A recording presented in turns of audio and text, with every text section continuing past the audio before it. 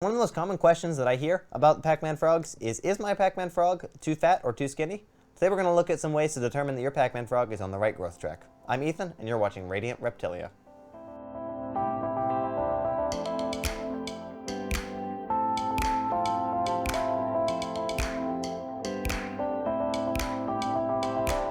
So this is Eliza. This is my personal pet Pacman frog. If there's any super OGs out there, you may have remembered her from my ancient videos.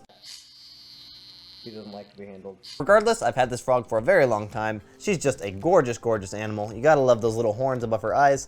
She is a peppermint Pacman frog, thus the more cool green color as opposed to the darker greens that you see in the more wild type Pacman frogs. She is actually an animal I would like to breed in the future. I'm just waiting for the right boyfriend to come along to pair her with. As you can see, she is a very large frog. She's literally the size and weight of a hamburger, clocking in at just about a half a pound.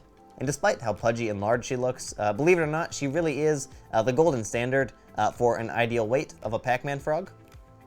This dude, on the other hand, is a male Pacman frog. This is actually a strain of albino, which you can really tell because the pupils of their eyes are not black, but actually a deep shade of red.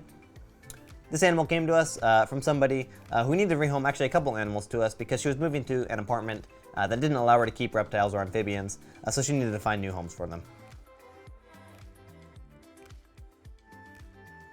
Since he came, but has now worked himself into a healthy feeding schedule. He is still a little bit on the slimmer side, so before he gains all his weight and is up to where he needs to be, I figured I would go ahead and do a video on how to determine if your Pacman frog is on.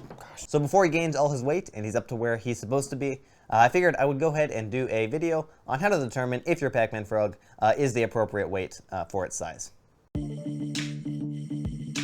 So most people, especially people that aren't super familiar with them, will see a healthy adult Pacman frog and think it's obese or way too fat or just really larger than it really should be. The fact of the matter is, though, that Pacman frogs in the wild are lion weight predators. They're not active hunters. They're not going out and traveling long distances. They really just sit in one spot and wait for food to walk by and just lap it up as is. So them being large and fat and anchored is actually a good thing. There is such thing as being too fat, but this is not an example of that. When you're looking down at your Pacman frog from the top, you really want to be seeing a perfect circle, with the exception of the nose and snout, which are going to stick out a little bit, but the edges of her flab and her hind legs should really come together to make a perfect circle.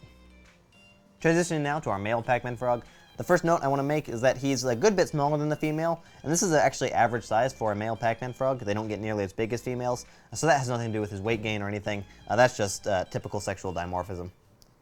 Looking down on this frog from the top, just like we were doing with our female a second ago, we'll see that this frog isn't quite the perfect circle that the female was, really. So tracing out from the snout, we see the start of that circle, but getting into the rear legs and hindquarters, we really actually see it start to indent and kind of sag in, indicating this frog is a little bit underweight. It's not making quite that perfect circle. Looking down at your Pacman frog, kind of from the side, if you feel on the top of your Pacman frog, you're going to feel this hard sort of bony plate. If you feel from that top of that plate down the side of the body, you really want it to be feeling like a consistent slope down the edges. You don't want to feel any jagged valleys or pits. It really just wants to be a very consistent, smooth slope from the top of that plate all the way down the side of its body. If we look along the back of this animal, we can find the exact same sort of back plate, but we can see the edges of it distinctly kind of sticking out. It's not a gentle slope all the way down the side of his body. It's very much a harsh turn from that bony plate into what's supposed to be the really fatty and pudgy sides of the frog. And if you see that in your Pacman frog is definitely on the slimmer side and definitely needs to be gaining some grams.